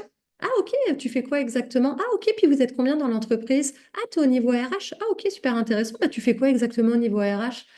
Ah ok, puis il y a beaucoup de turnover chez vous? Ah, bah ça, c'est un indice, tiens, le turnover. Il y a beaucoup de turnover chez vous? Oui, ah d'accord. Et tu sais à cause de quoi c'est? Ah bah oui, parce qu'en fait, on fait monter des gens, ou alors on recrute, mais les gens, ils ne sont pas assez payés, ou je sais pas quoi. Ah d'accord. Ah bah tu sais, moi de mon côté, c'est vrai que j'interviens. Et en fait, là, on se présente. Et quand on va se présenter dans ce sens-là, bah, la personne, elle va peut-être un peu plus nous écouter, parce que vous allez vous présenter de sorte à ce que ça fasse sens par rapport au contexte que vous avez compris juste avant. Vous me suivez ou pas? Ok. Est-ce que j'en ai assez dit ou pas là-dessus? Ok. Ensuite, je le savais, punaise, je le savais que j'allais être à la bourre. Le tout est de prévenir, hein, c'est comme en prospection, hein. Très bon truc, c'est tant qu'on prévient, on n'est pas lourd. La relance fait partie du processus de vente. Si vous ne relancez pas, vous n'allez pas avoir de résultat. C'est normal de relancer. Vous ne saoulez pas les personnes si ce que vous dites, c'est intéressant. Une personne qui ne répond pas, c'est une personne qui est intéressée, mais ce n'est pas le bon moment pour elle. Ou alors elle n'est pas intéressée et elle est sous l'eau, mais en fait, c'est pas grave, ça arrive. OK, ce n'est pas par rapport à vous. Ne remettez pas tout votre business en question juste parce que les personnes ne vous répondent pas. Euh, Mettez-vous à l'aise aussi avec le fait que ça fait un peu écho au brise-glace. En fait, vous, votre prospection, c'est tout simplement de savoir si la personne, ben en fait, vous pouvez lui filer un petit coup de pouce sur une problématique qu'elle a. C'est juste ça. Si vous ne demandez pas, vous ne pouvez pas savoir. OK? Et Léa, bah non, elle m'a pas répondu, c'est qu'elle n'est pas intéressée. Oh, mais j'ai peur d'être lourde si je la rappelle 3 fois de suite. Non. En fait, le prospect, il est dans son quotidien. Il a plein de décisions à prendre. Et rappelez-vous de ça, nous ne sommes jamais la priorité de personne. Jamais. Sauf quand la personne, elle a une problématique dure, douloureuse, urgente, reconnue. Mais en fait, finalement, quand elle a décidé de passer à l'action, quoi. Ça arrive dans 1% des cas. OK? Donc, en fait, euh, l'objectif de la relance, c'est toujours d'être dans le périmètre du prospect pour que le prospect, en fait, il ne nous oublie pas. Ça vous est pas déjà arrivé, par exemple, je sais pas, de vous faire prospecter pour changer vos fenêtres, par exemple. Vous avez plein de plein de flyers de boîtes aux lettres, des mecs qui prospectent pour changer vos fenêtres. Le jour où vous avez besoin de faire changer vos fenêtres, vous êtes en mode, oh, punaise, qu'il faut que j'appelle pour faire changer mes fenêtres. Parce que la personne, elle a déposé un flyer dans la boîte aux lettres, vous l'avez jeté, c'était pas votre sujet du moment, et quand ça devient votre sujet du moment, vous êtes en mode, mince, à qui je fais appel? Et ben, c'est un peu pareil. Donc, en gros, si vous restez dans l'esprit du prospect, il va penser à vous. OK? Donc, comment on va pouvoir relancer sans être lourdingue? Première idée, on peut faire varier les canaux de communication. On peut lui envoyer un mail, on peut lui envoyer un message sur LinkedIn, on peut lui envoyer un message sur Insta, on peut lui envoyer un SMS, on peut lui laisser un vocal, on peut aller commenter ses posts, on peut être là dans son esprit. Plus vous allez anticiper les réponses de vos prospects, c'est un peu comme les échecs. Il faut vous dire, OK, si je lui dis ça, mon prospect, qu'est-ce qu'il risque de me dire? Il peut me dire, j'ai pas le temps. Bon, bah, s'il me dit, j'ai pas le temps, qu'est-ce que je lui dis? Ah bah, je vois que c'est pas le bon moment pour toi. Dans ce cas-là, on peut peut-être convenir d'un rendez-vous en avril, quand ce sera un peu moins chargé. Vu que c'est pas le bon moment pour toi, là, en février, si on se dit mi-avril, qu'est-ce que tu en penses? Ça te laisse le temps ça te laisse le temps de, comment dire, de traiter tes sujets. Et là, boum, vous pouvez peut-être décrocher un rendez-vous. Tandis que si vous n'avez pas préparé ça, vous êtes ah bah j'ai pas le temps. Bah non, le mec, il a jamais le temps de toute façon. Ah bah c'est pas grave, je te rappelle. Donc, en gros, l'idée, c'est anticiper tout ce que vous pouvez anticiper.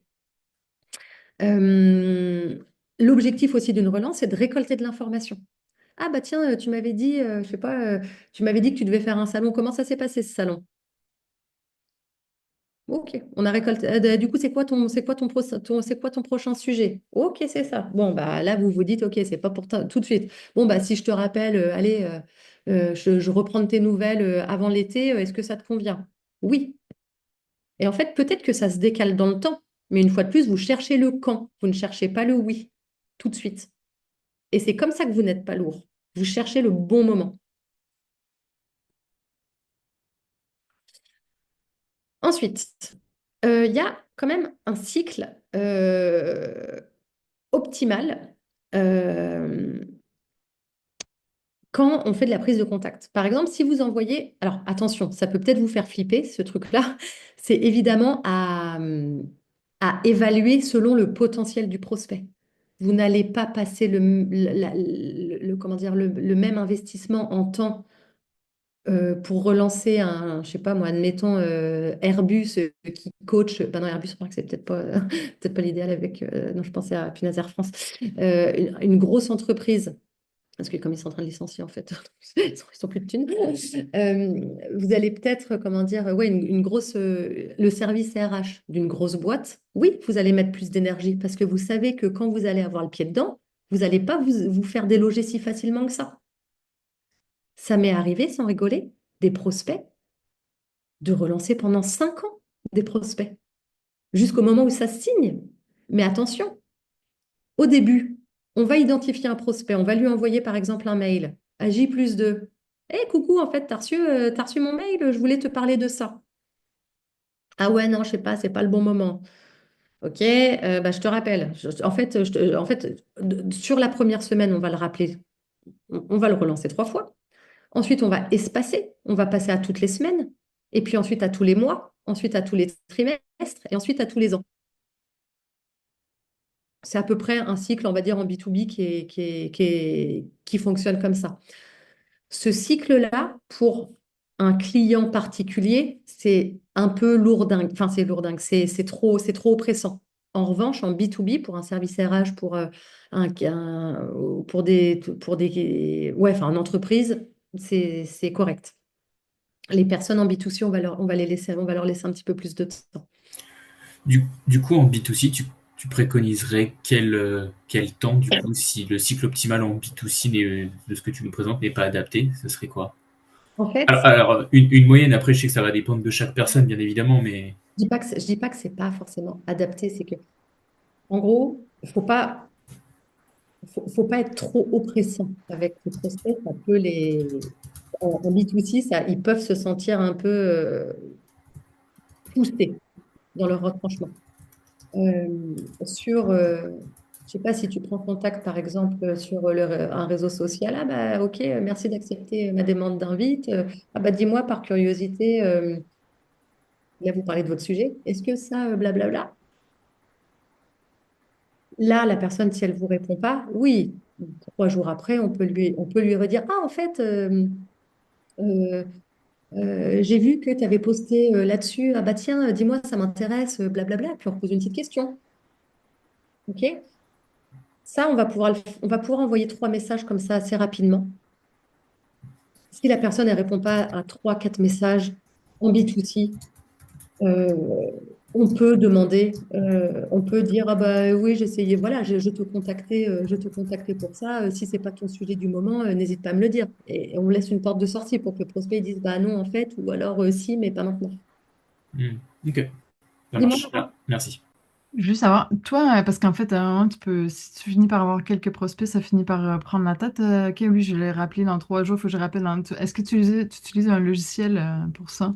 Alors oui, oui, tu es obligé de suivre. Hmm. Alors, tu as Google Task qui fonctionne très bien. Ok. Google Task, vous savez, dans l'agenda Google, vous avez des tâches.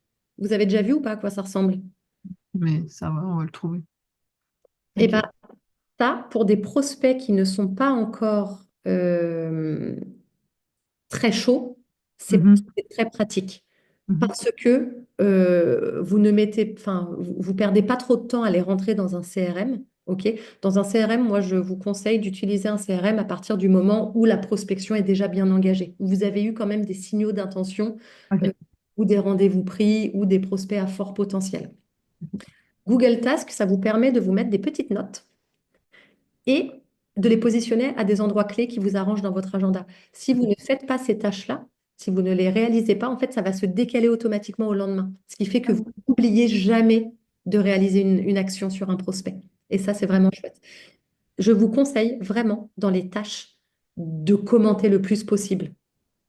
OK. Typiquement, m'a dit que ce n'était pas le bon moment parce que elle gère, je sais pas, une équipe de Oui. 10 Ouais, personnes.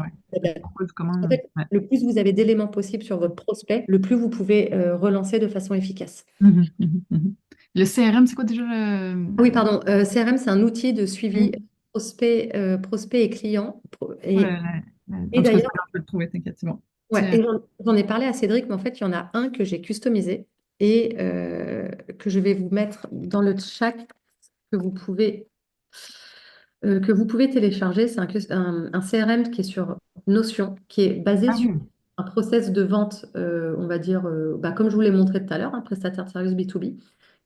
Si vous le téléchargez, vous avez une petite vidéo associée qui vous explique comment l'utiliser correctement. Quand on utilise un CRM, la seule règle, c'est qu'il doit toujours y avoir une action, une tâche, ce qu'on appelle une tâche, sur le prospect, pour justement ne jamais oublier de le relancer. Parce qu'au début, on a 10, 20 prospects, on est en mode facile, je m'en souviens. Et dès qu'on est à 50, 100 prospects, on est en mode, oh là là, je ne me souviens plus. Donc, il y a ça. Après, si vous faites des réseaux sociaux, je ne sais pas si vous avez déjà remarqué, mais vous pouvez mettre des petites étoiles. Vous pouvez mettre en favori des conversations sur LinkedIn, par exemple. Ça, c'est pas mal pour identifier des prospects, pour pas oublier de les relancer, parce que ça vous permet de les stocker, on va dire, de façon assez simple. Sinon, vous avez une extension aussi qui s'appelle Save to Notion. Save to Notion, qui, quand cette extension elle est active, quand vous avez quand vous êtes dans votre profil LinkedIn, vous avez une pastille bleue qui s'affiche où c'est écrit Save to Notion. Il vous suffit de cliquer dessus et votre prospect, ça va venir l'implanter directement dans votre Notion. Je trouve que c'est un peu gadget, honnêtement. Mais si vous êtes très fan de Notion et que vous avez tout recensé là-dedans, why not? Ok, super. En tout cas, Merci. ce qui est important, c'est vrai que c'est une bonne question parce qu'il faut les recenser, les prospects, sinon vous allez zapper de les relancer. Je vous mets le lien pour télécharger ce CRM. Si vous cliquez dessus, ça vous demande de rentrer vos coordonnées et ça vous envoie un mail. Alors, je suis nulle en séquence, en automatisation. Normalement, ça vous envoie voilà, le bon lien. Et regardez bien la vidéo qui vous détaille vraiment comment utiliser le CRM. Et si malgré tout, vous avez des questions, n'hésitez pas à me les poser. Il y a des moments clés. Alors, les lundis, quand vous faites du B2B, c'est la journée des réunions. Donc, si vous devez contacter des RH, des dirigeants, c'est très chaud de les avoir. Il y en a qui prônent le contraire. Ouais, mais si personne n'appelle le lundi, ça fonctionne quand même. On me l'a déjà dit. Il y a des stats officielles, des statistiques issues alors c'est pas l'INSEE, mais c'est en gros l'INSEE des commerciaux, on va dire, qui confirment que le lundi et le mercredi, ce sont les pires jours pour prospecter. À froid, hein. Je parle pas des relances, hein. Je parle vraiment des premières prospections. Parce que tout simplement, les personnes lancent leur semaine. Si vous prospectez du B2C, le lundi, ça peut marcher.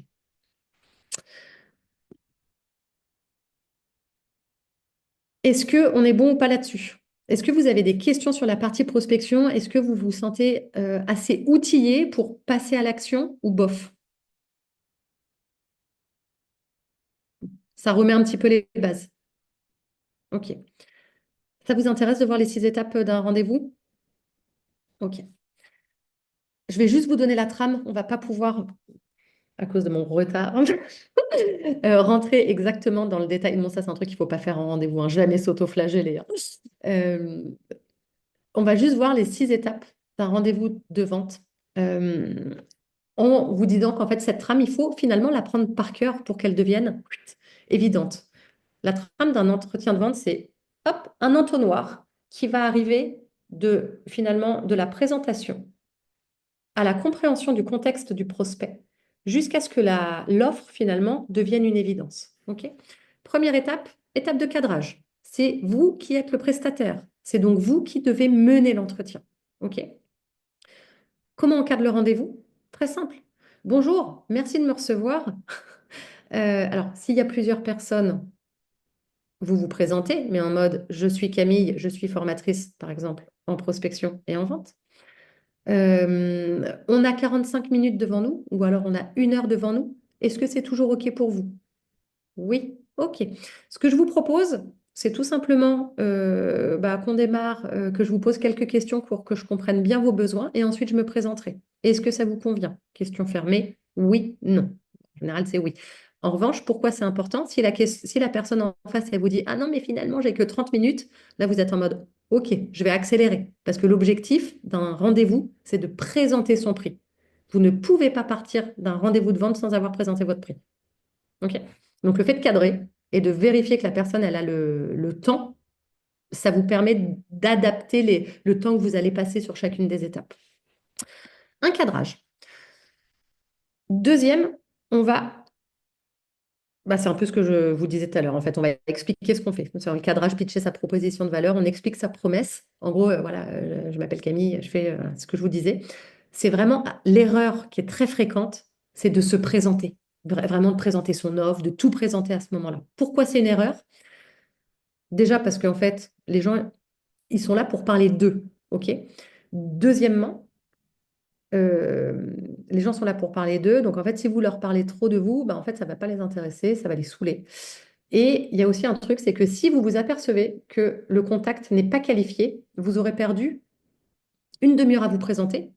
Alors qu'en fait, si vous qualifiez le contact dans la phase d'écoute et vous dire, en fait, je crois que j'ai bien compris ce que vous venez et en fait, je ne suis pas la bonne personne, au lieu de perdre une heure, vous avez perdu qu'une demi-heure. Troisième étape, la plus importante, la phase de découverte, c'est la phase d'écoute. Donc ça, c'est une phase sur un entretien d'une heure qui va durer à peu près une demi-heure à peu près. Les bonnes questions, ce sont des questions qui font vendre naturellement parce que le prospect se sent compris et en fait, votre expertise transpire par vos questions, tout simplement.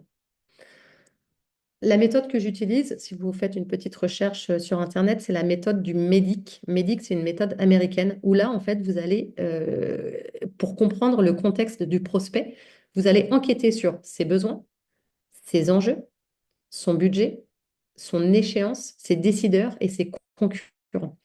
En fait, un prospect ne vous dira jamais, écoutez, je fais appel à vous parce que j'ai un syndrome de l'imposteur et j'ai peur de perdre mon poste. Non. Le prospect, il va vous dire, bah oui, je cherche un coach parce que le RH, par exemple, m'a conseillé de me faire coacher. Ça, c'est le besoin. Derrière un besoin se cache toujours un enjeu. Et un enjeu qui est important, mais en fait, qui peut peut-être même être parfois gênant pour le prospect. Et il va jamais vous le dire de but en blanc. Donc, c'est à vous de le découvrir. Pareil, la question du budget, on ne demande jamais à un prospect, et sinon, c'est quoi votre budget? Parce que le budget est la conséquence de la valeur. Le prix est la conséquence de la valeur. Le prospect, il va être prêt à mettre plus cher si la promesse, elle est forte.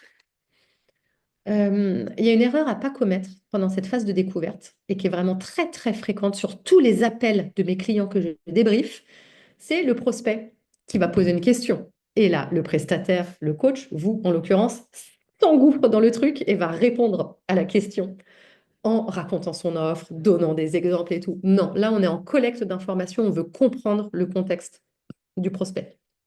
De temps en temps, vous allez avoir des prospects de type perturbateur. Les perturbateurs, ce sont les prospects qui vont avoir 1000 questions. C'est-à-dire que vous allez poser une question et vous allez dire, oui, d'accord, je fais ça, mais vous, toi, du coup, comment tu fonctionnes avec ça? Oui, mais toi, du coup, oui, mais toi. Et en fait, ils vont essayer d'avoir des informations qui font partie de votre offre, qui font partie de vos prix, mais en fait, vous ne pouvez pas les donner à ce moment-là parce que vous, votre offre, vous la construisez en fonction, même si vous avez une offre unique, vous avez besoin de mettre de la valeur dans votre offre avant de la présenter. Donc, si vous dites tout de suite, en fait, moi, c'est 5 000 euros, ça va piquer. La personne, elle va dire, oui, oui, oui, ah oui, 5 000 euros, c'est un budget, moi, je ne peux pas. OK? Tandis que si vous avez eu le temps d'argumenter, de répondre à ces questions et de le mettre à l'aise sur là où vous l'emmenez et là, enfin, sa situation de maintenant et là où vous allez l'emmener et qu'en fait, ouais, ce sera 5 000 euros, mais peut-être les 5 000 euros, ce sera 1 000 euros par mois ou 2 500 à l'arrivée, 2 500 au départ, ce n'est pas la même chose. On pose toujours des questions ouvertes. Une question ouverte, qui, quand, comment, pourquoi, que, etc. On ne pose pas de questions fermées. Parce que les questions fermées, ça répond par oui ou par non. Et ça ne vous permet pas de comprendre. Par exemple, bon, bah voilà, on est là pour ce rendez-vous ensemble. Bah, dites-moi un peu plus pour ce besoin. Dites-moi un peu plus sur votre envie de vous faire coacher. OK, qu'attendez-vous d'un prestataire comme moi? Avez-vous déjà par le passé, alors ça on le voyait tout à l'heure, par le passé, bon là c'est une question fermée, mais est-ce que vous avez déjà fait appel à quelqu'un comme moi? Oui. Alors, ok. Et qu'est-ce qui vous a apporté cette personne? C'est bon, on est les pros des questions ouvertes. Ah, ok. Ah bah oui, c'est vrai, c'est votre métier. Tu fais bien de me le, tu fais bien de me le rappeler. Il y a un moment où on va reformuler en posant une question fermée, c'est à ce moment-là. Donc, on a bien compris le contexte du prospect et on va lui dire, OK, donc si j'ai bien compris, tu es dans telle situation, tu cherches à aller dans telle situation. Est-ce que c'est bien ça? Est-ce que j'ai bien compris? Oui ou non. Donc, si c'est non, bah, on redemande. Et si c'est oui, OK, très clair. Bah, écoute, moi, ce que je te propose, c'est que je me présente et que je t'explique comment je travaille avec mes clients. OK, on y va. Et donc là, on va passer à la phase, ce qu'on appelle argumentation. Mais argumenter, ça veut tout simplement dire expliquer ce qu'on fait. OK? On va parler des bénéfices. On va pas dire, on va pas, comment dire? On va pas parler technique. On va pas parler technique de coaching. On va juste tout simplement, bah, on va expliquer on va expliquer bah, notre storytelling, comment on en est arrivé là. Ensuite, on va expliquer comment on travaille avec nos clients. On va donner un exemple. Et tout simplement. N'essayez pas forcément d'en dire. L'autre jour, j'ai fait un rendez-vous avec un client. Oh là là, il a commencé à faire CV sur pattes. Ah bah oui, bah moi en 2000, j'étais dans telle entreprise. En 2003, j'ai quitté ça et j'ai fait ça. En fait, non, ce n'est plus d'actualité. En fait, on passe par l'entretien d'embauche. D'accord.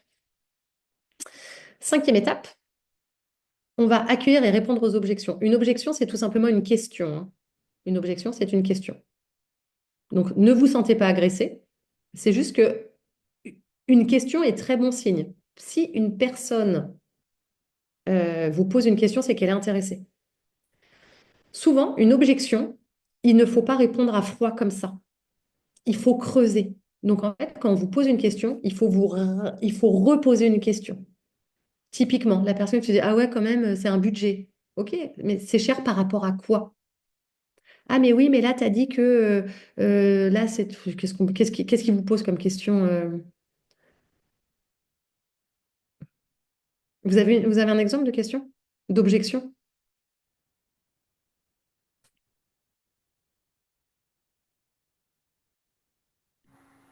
Qu'est-ce que ton offre va vraiment m'apporter, concrètement? En idée de Je question. connais un peu plus. Qu'est-ce que ça. C'est cher, Je vois je pas reprends pourquoi ce qu'a dit Elodie. ça m'apporterait plus que, je sais pas, la thérapie. Moi, je n'aime pas. De quoi? Ah, Je qu'est-ce vois que... pas en quoi ça m'apporterait plus que de la thérapie. Excuse-moi, Stéphane, j'essayais juste de compléter ton. Ouais, ouais, c'est ça. Qu'est-ce que ça va m'apporter plus que de la thérapie? Bah déjà, qu'est-ce qu'on peut faire? Est-ce que tu as... Ben, ouais. Et par le passé, est-ce que tu as déjà fait de la thérapie? Est-ce que tu as déjà fait du coaching? En fait, il faut comprendre parce qu'on ne peut pas répondre à une question si on ne comprend pas l'essence de la question. Tu as déjà fait de la thérapie. Ok. Bah, en fait, moi, de mon expérience, la thérapie, c'est plus Après, on peut expliquer. On va piocher dans le passé. Enfin, vous connaissez mieux votre truc, mais on peut peut-être l'orienter comme ça. La thérapie, c'est le principe de travailler sur le passé pour, je sais pas, mettre ses blessures, gna, gna. Le principe du coaching, c'est de mettre un objectif précis et je sais pas, de mettre en place un plan d'action pour atteindre cet objectif. Je sais pas si c'est exactement comme ça que vous faites, mais je me dis que c'est peut-être comme ça. Donc, en gros, on pose une question pour être sûr qu'on a bien compris et ensuite on explique. Et Elodie qui disait c'est cher, voilà, après la réponse c'est cher, mais par rapport à quoi en fait? C'est quoi enfin, c'est cher par rapport à quoi? Bah oui, c'est cher par rapport à un paquet de pâtes, mais c'est pas cher par rapport à une maison ou une piscine, quoi. Donc, j'ai pas le temps. Ouais, alors j'ai pas le temps, alors ça c'est une bonne objection. J'ai pas le temps. Alors, j'ai pas le temps, c'est bah oui, oui, je comprends. En fait, il faut comprendre le quotidien parce que quand on fait du coaching, vous pouvez dire bah oui, j'ai pas le temps. Là, euh, on peut dire, bah, aujourd'hui, comment sont organisées vos semaines, votre semaine de travail? En fait, le gag, c'est que c'est un accompagnement justement sur l'organisation et la gestion du temps. À la blague. Ouais, bah voilà. En fait, On disait, bah, Et puis, en fait, en fait, j'ai l'impression, la personne, elle peut vous dire, en fait, j'ai l'impression que là, il n'y a plus rien qui peut rentrer dans mon agenda. Oui, je comprends. Donc là, oui, je comprends. Donc là, il y a deux options. Soit, soit vous êtes un peu moteur, soit vous dites, OK, là, vous n'avez pas le temps. En revanche, les gens, ils n'ont pas un agenda qui est overblindé sur les 3 mois qui suivent. Là, vous pouvez dire, bah, écoutez, moi, comment je travaille avec mes clients? On fait un premier entretien préalable, en fait, justement, d'organisation pour réussir à chut, inclure la séance de coaching. Et après, on peut commencer, tu vois, on peut dire, eh ben, est-ce que si on commence dans 2 mois, là, vous avez du temps? Et est-ce que, une fois que vous mettez dans votre agenda la séance de coaching, en fait, elle est ancrée. S'il y aura besoin de la décaler parce que vous avez des urgences, pas de souci, parce que ça la rassure. En revanche, fixons-la pas dans 2 mois, on peut la préfixer. Et quand ce sera devenu une routine, vous allez voir que nous, on va en faire gagner, je vais vous en faire gagner du temps parce que c'est ce que mes clients me disent.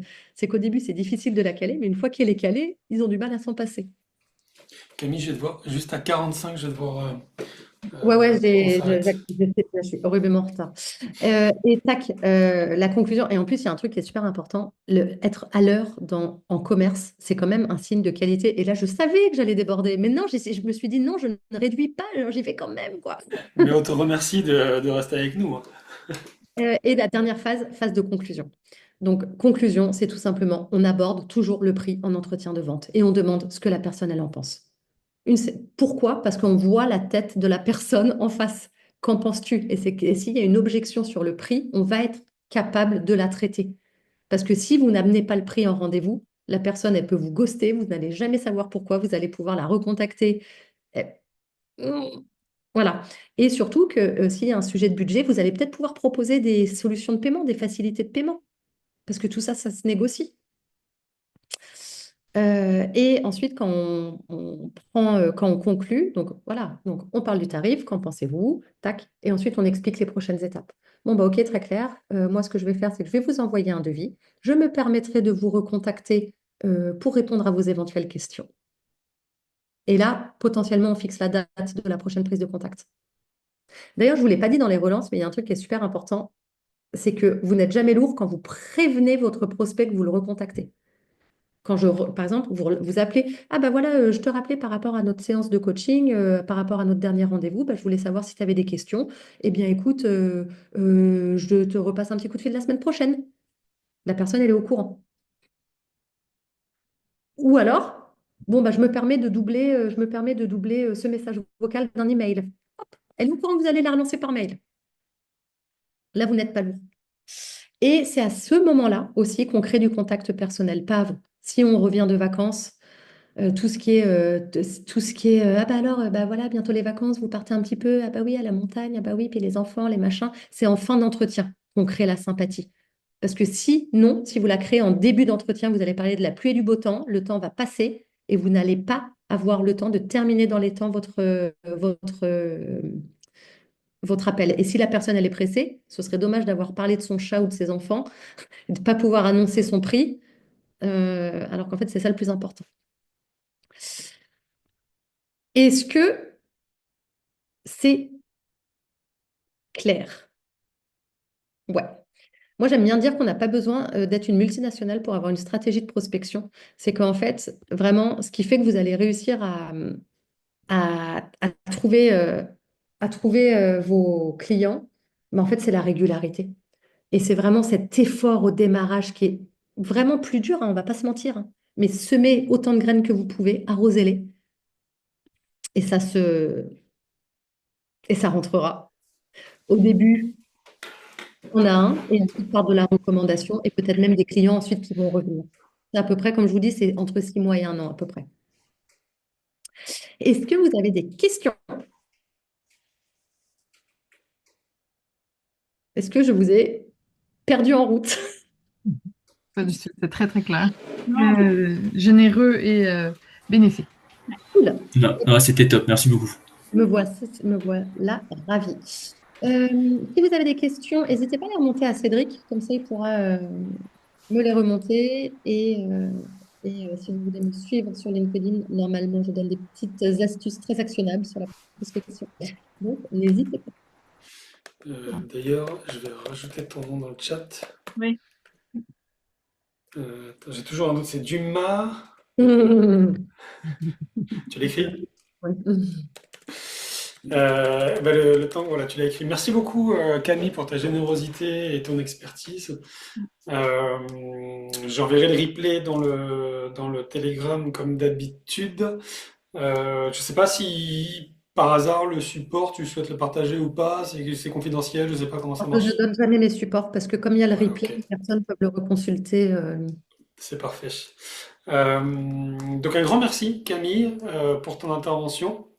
Merci aussi pour le partage du CRM que tu nous as envoyé. J'espère que tu as pris aussi du plaisir de ton côté. Tout le temps. J'adore. La fan de la vente. Merci tout le monde d'avoir été là. Ouais, vas-y Camille. Je ne vous ai pas raconté, mais moi, mes premières prospections, je pleurais tous les soirs. Hein. Quand j'avais 23 ans, que j'étais sortie d'école de commerce et que j'allais sur les chantiers vendre du matos de construction à des mecs en fait, qui me regardaient passer sur le chantier, qui me mataient le cul, j'étais en mode je pleurais tous les soirs. Mais ça me fait penser à ce que tu dis, c'est important, ça me fait penser à quelque chose qu'on doit bien avoir en tête, qui est pas évident au moment de la prospection, mais de prendre le recul et la perspective de envoyer un mail ou un message sur LinkedIn versus aller prospecter porte à porte ou je ne sais quoi sur un produit qu'on n'aime pas vendre à des personnes qu'on n'aime pas. Enfin, vous voyez ce que je veux dire? Le côté remise en relief, c'est toujours important. Aussi douloureux et pénible soit la prospection, partons du principe d'ailleurs que c'est de la création de liens, ça restera toujours plus cool que de faire des choses qu'on n'aime pas pour des gens qu'on n'aime pas. Et puis dernière chose, n'oubliez pas aussi une chose, tu l'as répété Camille, et c'est important, tu te dis que ça prend 6 mois, 1 an. En parallèle de la prospection, ce qui est important, c'est l'autorité que vous allez construire sur les réseaux et votre visibilité. Les deux montent en même temps. Et c'est vrai qu'au début, la prospection, c'est ingrat parce qu'on n'a pas cette autorité, donc on a l'impression que ça prend plus de temps. Mais à un moment donné, il y a un déclic, ça passe une fois, puis deux, puis on ajuste les messages, puis ça devient plus intéressant, puis l'autorité qu'on a sur le réseau dans lequel on est fait que les personnes nous reconnaissent quand on va leur parler. Bref, il y a toute une échelle comme ça qui se met en place. C'est vraiment l'acquisition client au sens large, exposition, aller parler aux gens, les deux répétés, fait que ça marche. En tout cas, c'est le moyen le plus simple, le plus direct qui fonctionne. Merci beaucoup Camille, merci à tout le monde d'avoir été là. Je vous souhaite à tous une excellente journée. Camille, je te souhaite une excellente journée. Et puis une belle fin de semaine à tout le monde. Au revoir tout le monde. Belle journée. Au revoir. Merci beaucoup. Merci. Merci Allez, beaucoup. bon week-end. Merci, au revoir. Camille.